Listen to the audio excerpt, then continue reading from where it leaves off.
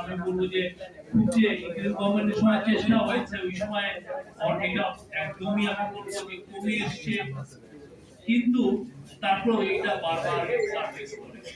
এটার অনেকগুলো কারণ আছে। আপনারা যারা শুনছেন যে এখানে একটা স্ট্যাটিস্টিক্স এসেছে যে 2001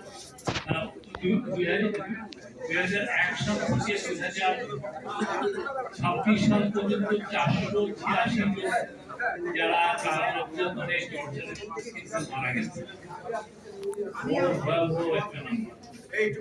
সেই নাম্বার গুলো কিন্তু আপনি যদি এটাতে একটা সাইড দেখছি, আমরা দেখছি যে টর্চারের যেটা